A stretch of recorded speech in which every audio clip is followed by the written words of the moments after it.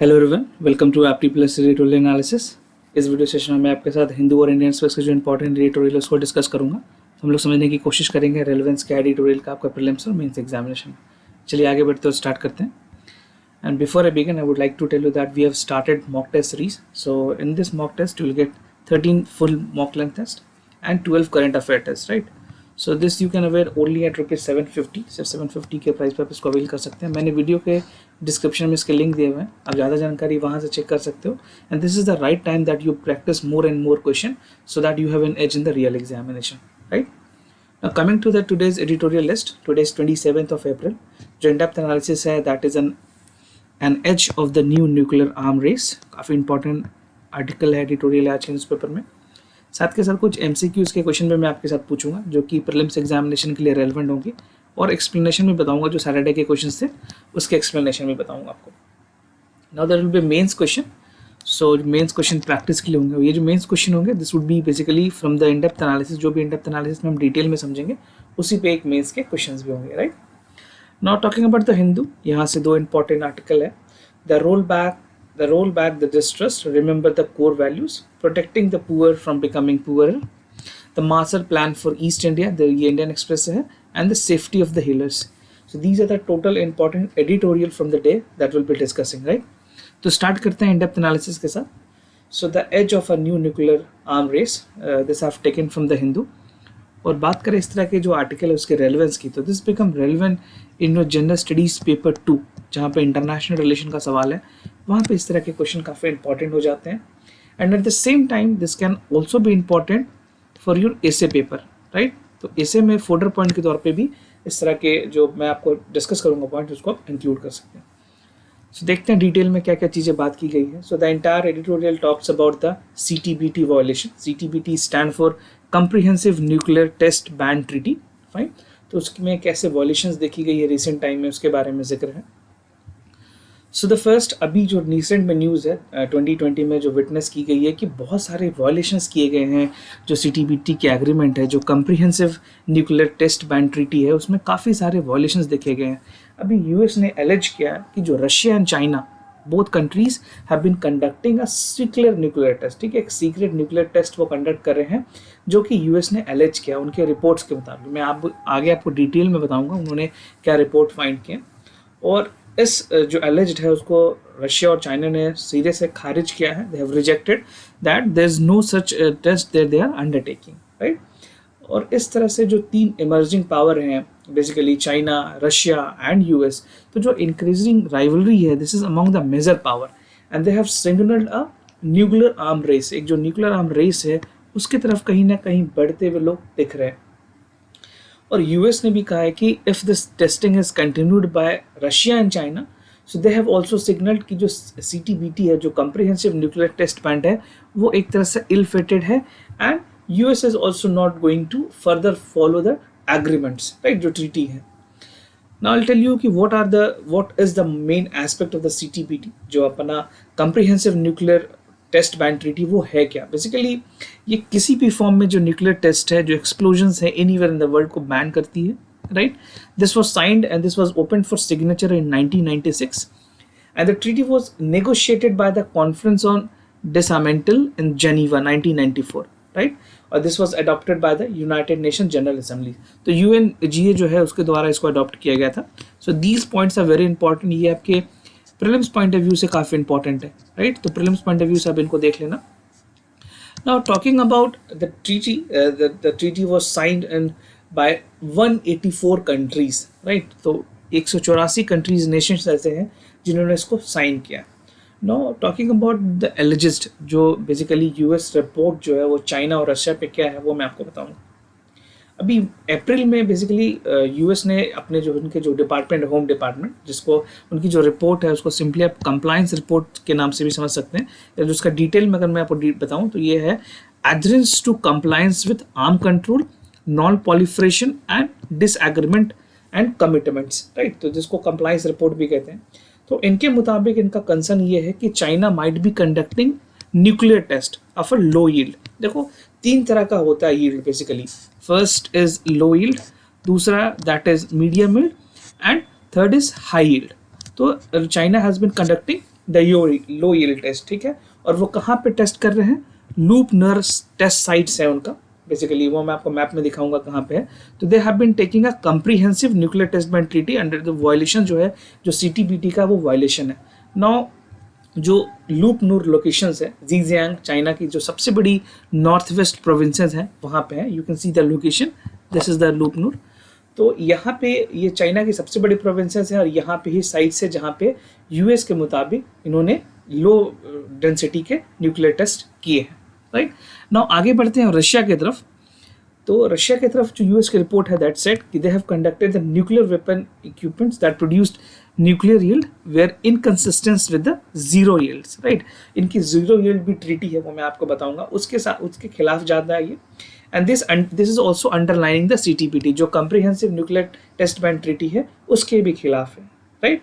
So these are some of the observation which United State has made amid China and Russia, right. Now basically जो tension है US Russia China का, वो present context में अगर देखने समझने की कोशिश करें तो both China and Russia have dismissed the US allegation, जो मैंने आपको स्टार्टिंग में बताया। उन्होंने एलिज्ड किया है कि इस तरह के जो अभी एलिगेशन लगाए जा रहे हैं ट्रम्प एडमिनिस्ट्रेशन की तरफ से, वो बिल्कुल ही they have not taken the cognizance of it and they said कि this is something which US is imposing intentionally, they want to say. And tension has already been on a high. Basically अगर China के साथ बात करें तो जो trade dispute है, trade and technology distributes है between US and China. So US and China after कोविड-19 के बाद चीज़ें थोड़ा वहाँ ज़्यादा बढ़ चुकी है, राइट। साउथ चाइना सी में जिस तरह से चाइना के जो मिलिटराइजेशन की जो पावर है वो that is also getting stream. And जो रिसेंट नोवल कोरोना वायरस है, वेयर यूनाइटेड स्टेट्स US के जो प्रेसिडेंट है डोनाल्ड ट्रम्प, उन्होंने इसको चाइना वायरस भी कहा था, right. So these are the things, the tension has been escalating. अगर मैं मोबाइल एंड टेक्नोलॉजी की बात करूँ तो हुवावे नाम की ब्रांड है वहाँ पे जो कि बैंड कर दी गई है, right. Huawei is already been banded in many other places in US, that been completely banned after जिस तरह से जो कोविड-19 का जो सिलसिलेवार से जो वर्ड्स वार चल रहा है between Chinese president and US president, उसके बाद वहाँ पे हुवावे को भी बैंड कर दिया गया है। Now US could do preparing the ground, resuming the testing in Nevada. US का कहना है कि जो नवाडा है बेसिकली ये कैलिफोर्निया के पास है, आप इसको गूगल सर्च करके मैप में देख सकते हैं। Nevada is basically in California के पास में, तो वहाँ पे इनकी टेस्टिंग है न्यूक्लियर का। तो that what US is saying कि हम वहाँ पे भी स्टार्ट करेंगे अपना टेस्टिंग, राइट।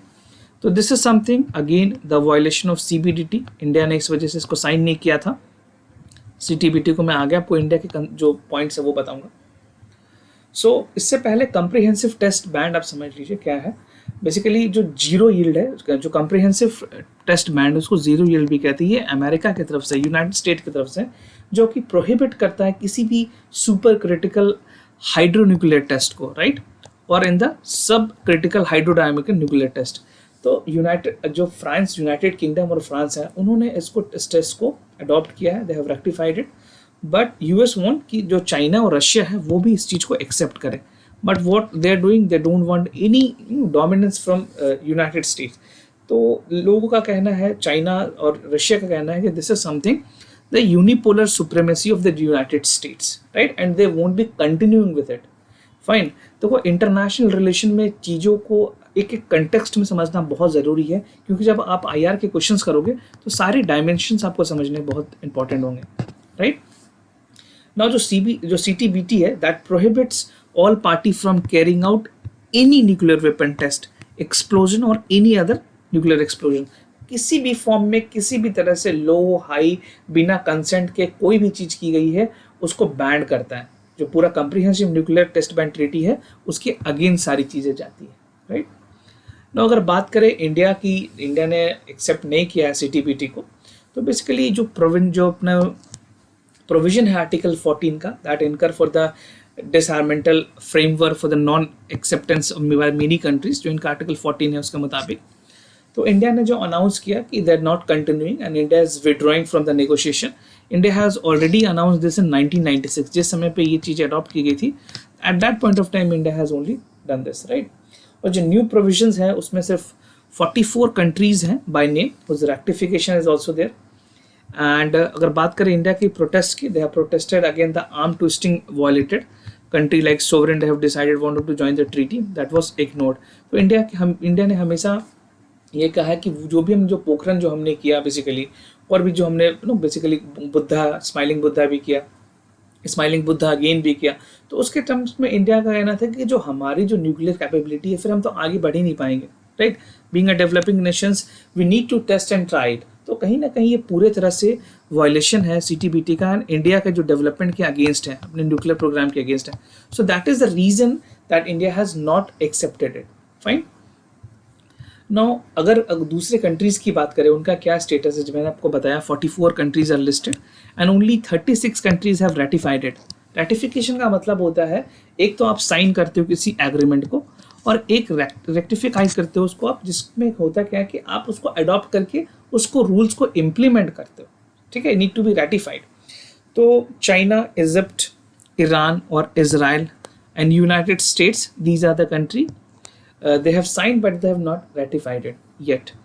और अगर बात करें, China has maintained it is only with ratification that US does not. The Republic Dominant State has rejected in 1999. तो US की तरफ से भी चीज़ें रिजेक्ट की गई है. अगर बात करें नॉर्थ कोरिया की, इंडिया की और पाकिस्तान की, तो these 3 countries have not signed. तो अगर आपके पास सवाल आए प्रीलिम्स में कि क्या India is a signatory to CTBT, तो वहाँ का जो आंसर है that is no. India has not signed it. And consecutively India and Pakistan ने मई 1998 में टेस्ट्स किए हैं, और नॉर्थ कोरिया ने 6 टाइम किया बिटवीन 2006 to 2017. फाइन. और CTBT has therefore entered into the force as an lacks legal authority, right. तो ये कहा गया कि इसके बावजूद भी बहुत कंट्रीज कर रहे हैं जो मेंबर्स हैं, तो उसकी जो ऑथेंटिसिटी है, जो लीगैलिटी है, वो कहीं ना कहीं वीकन हुई है, राइट.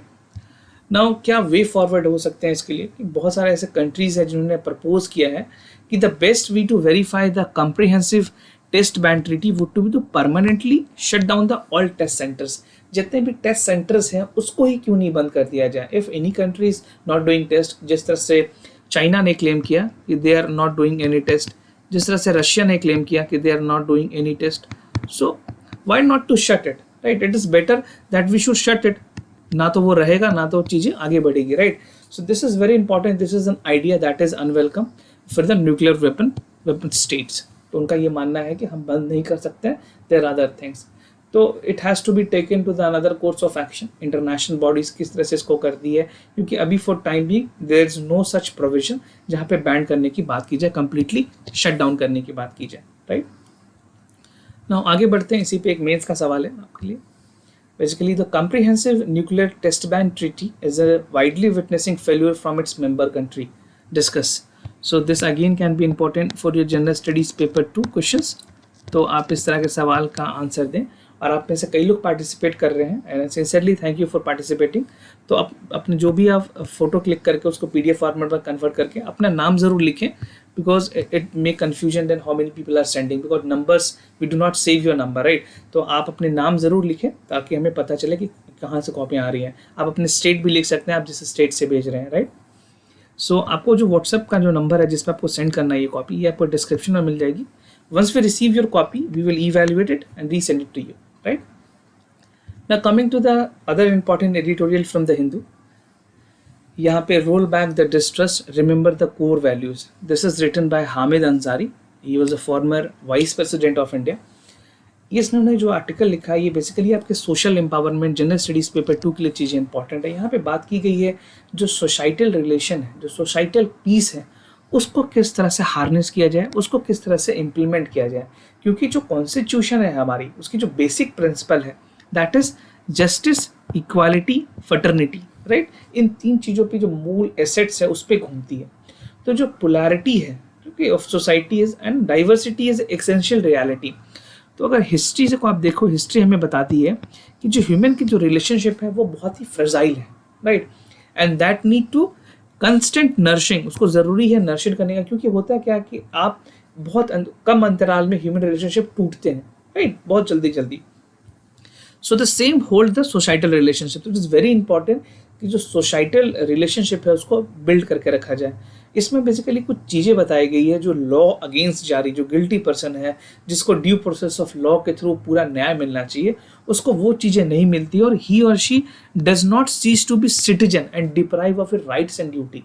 तो जो पूरा जो थीम है इस एडिटोरियल का वो यही है कि जो राइट्स एंड ड्यूटी किसी भी इंडिविजुअल को प्रोवाइड की गई है वो उसको हार्नेस की जानी चाहिए, and at the same time सिर्फ उस पर कोई क्राइम है या कोई चार्ज ऑफेंसेस है until and unless it is he or she is declared by accused or she no, जब तक उसको कोर्ट ये ना बता दे कि हाँ ये दोषी है इस चीज़ का, तब तक उसको we should always treat as an individual until he is in trial, he or she is in trial.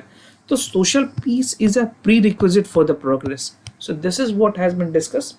अगर एक डायमेंशन आप देखोगे सोशल एम्पावरमेंट के एथिकल पॉइंट ऑफ व्यू से, जनरल स्टडीज पेपर 4 में भी इस तरह के पॉइंट इंपॉर्टेंट हो जाएंगे, तो आप इसको समझ सकते हैं, right. Now coming to the second important editorial from the Hindu, protecting the poor from becoming poorer. ये भी काफ़ी इंपॉर्टेंट आर्टिकल है और इस तरह के आर्टिकल हम ऑलरेडी पिछले 2-3 कंसेक्यूटिव एडिटोरियल में डिस्कस करते आ रहे हैं। तो functions responsibility of union and state के अंदर ये चीज़ें इंपॉर्टेंट है कि किस तरह से जो पुअर है उनको प्रोटेक्ट किया जाए, उनकी बेसिकली जो पब्लिक हेल्थ है, जो सोशल डिस्टेंसिंग है, एक तरह से ये जो 2 कोर चीज़ें हैं उन्होंने लॉकडाउन के टाइम में इकोनॉमिक कॉस्ट बहुत ज़्यादा किया है, राइट। और कोविड-19 के जो कंट्रोल मेजर्स हैं that have affected health, human capital and income that is vulnerable population by many fold, ठीक है। इसके शॉर्ट टर्म इम्पैक्ट हैं बहुत ज़्यादा और लॉन्ग टर्म तो और उससे भी ज़्यादा है, राइट। तो 2 इम्पैक्ट बताए गए हैं इसके। नाउ जो एपिडेमिक है that is continue to affect the survivor, बहुत ऐसे लंबे समय तक ये चीज़ें कंटिन्यू होगी, it is not for a shorter duration of time, क्योंकि बाद में भी चीज़ें बहुत ही ज़्यादा खराब होने वाली है। Now India is the largest number of people under the lockdown. कोई भी ऐसा देश नहीं है आफ्टर चाइना की बात, तो चाइना ने सिर्फ वुहान में बंद किया था, most of the cities were not completely closed, but India is the only country जहाँ पे सारी चीज़ें बंद है और वर्ल्ड की सबसे लार्जेस्ट कंट्री जो ने पूरी तरह से लॉकडाउन किया हुआ है। नो इकोनॉमिक डाउनटर्न्स की बात करें तो बहुत सारे लोग ऐसे हैं जिनके लाइवलीहुड में अभी भी लॉसेस हैं। जो डाइटरी इंटेक की बात करें वो उनको पूरा नहीं मिल पा रहा, जो डेली बॉडी रिक्वायरमेंट है वो पूरी नहीं हो पा रही है गरीब लोगों की, और जो पुअर हेल्थ केयर सिस्टम है उसमें भी बहुत ज़्यादा खामियाँ हैं, राइट। अगर ये चीज़ें एक्सटेंड होती है, जैसा आपको पता है आज चीफ मिनिस्टर्स की मीटिंग्स हैं ऑलरेडी प्राइम मिनिस्टर के साथ, when we are discussing this discussion might also be going, तो कॉन्फ्रेंस भी हो रही होगी वहाँ पे, तो extending the current relief measures would be again the longer duration and it will take few years, ठीक है। जो रिलीफ पैकेज है सरकार की तरफ से जो चीज़ें आई है उसको एक्सटेंड करने की ज़रूरत है। सिर्फ अभी गवर्नमेंट ने क्या कहा था कि we are continuing this extension only for 3 months, right, but इसके मुताबिक it should continues for an year, at least for 1 year it should be continued, and government need to take long term views, जो mitigation है, जो health है, जो economic impact है कोविड-19 का, उसको ध्यान में रखते हुए कम से कम 1 साल के लिए जो अपनी जो रोड मैप है उस तरह से बनाए कि लोगों को क्या नुकसान हुई है और किस तरह से वो रिवाइव कर सकते हैं।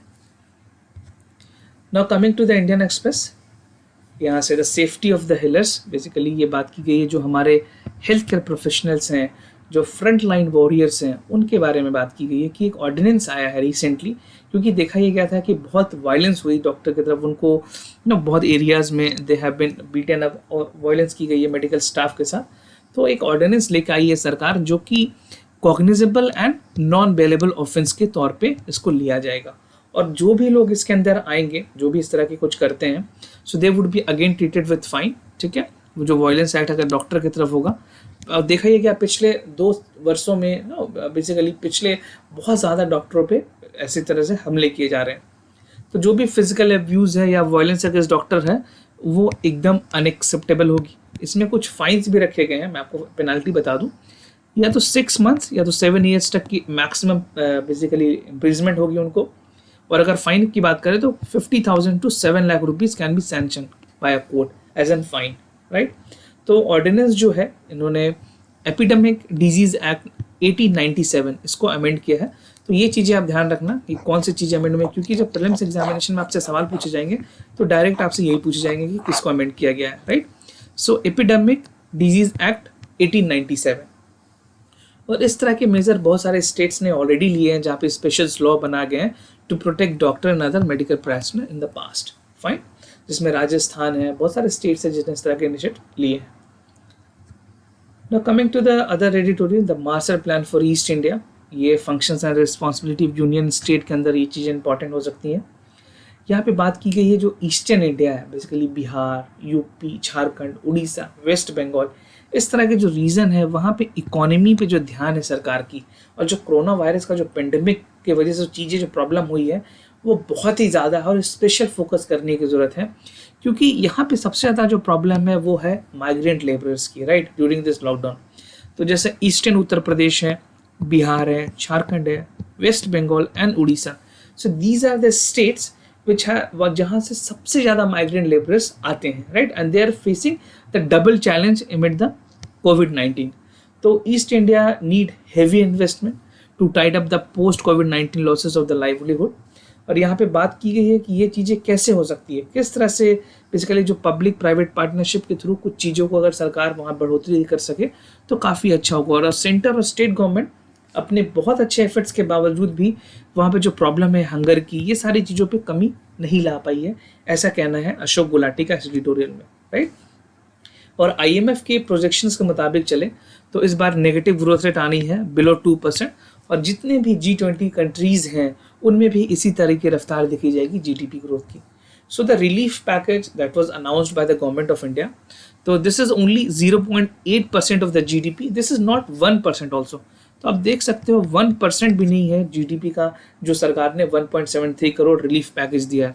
सो this is too small to reboot the economy and building better supply chain in this particular area, ठीक है, by private sectors would enhance the export competitiveness in the agriculture, because जो एग्रीकल्चर जो एक second largest produce वहाँ बच जाता है, जो सबसे ज़्यादा वहाँ आमदनी लोगों को मिलती है एग्रीकल्चर से, तो वो चीज़ों पे भी सरकार ध्यान दे, सिक्योरिटी ऑफ MSP प्रोवाइड करे और लॉजिस्टिक सपोर्ट प्रोवाइड करे ताकि जो फार्म प्रोड्यूस है वो मार्केट तक पहुँच सके।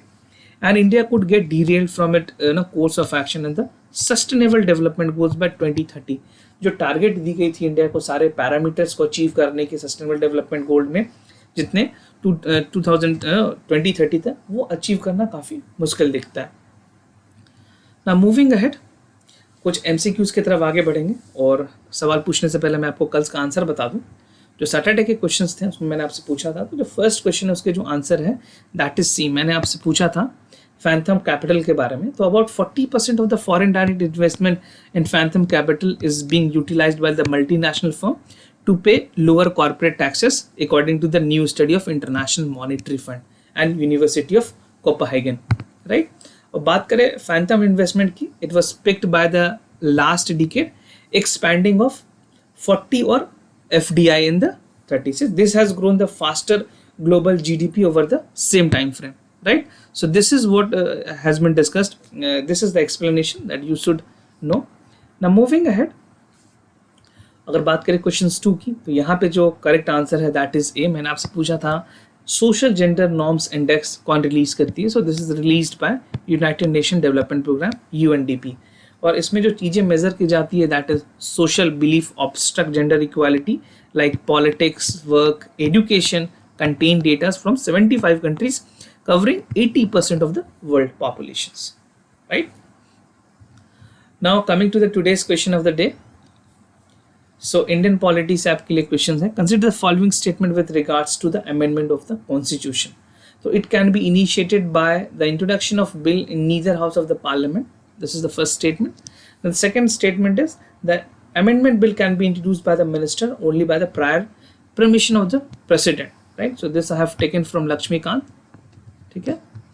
तो basically कौन से statement correct है? Only one, only two, both 1 and 2, or neither 1 nor 2. So whatever you feel is the correct answer, you can tell us in the comment section.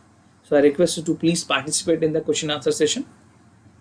Now the second question is from the modern India. Consider the following statement with regards to Gadar party. It was founded under the leadership of Rash Bihari Bose in the United States of America, and it preached militant nationalism with a completely secular approach. So this is the question from the NCERT.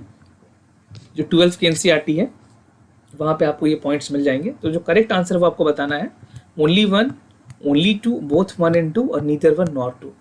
सो जो भी आपको correct answer जो भी आपने पढ़ा है revise करने के तौर पे, आप इसके जो आंसर्स है वो हमें कमेंट सेक्शन में ज़रूर लिख करके बताएं, right. Now do not forget to like this video, subscribe our Apti Plus Academy for civil services, जहाँ पे सारे इंपॉर्टेंट वीडियोस आपको मिल जाएंगे, राइट। और टेलीग्राम चैनल से भी कुछ इंपॉर्टेंट पीडीएफ्स और क्विजेस पे आप पार्टिसिपेट कर सकते हैं। And I sincerely thank you for listening to this video. अगर कोई भी कंसर्न हो तो हमें ज़रूर बताएं, कोई सुझाव हो तो कमेंट सेक्शन में ज़रूर बताएं। Will be more than happy to assist you. For time being I am signing off. Wish you all the best. Stay home, stay safe.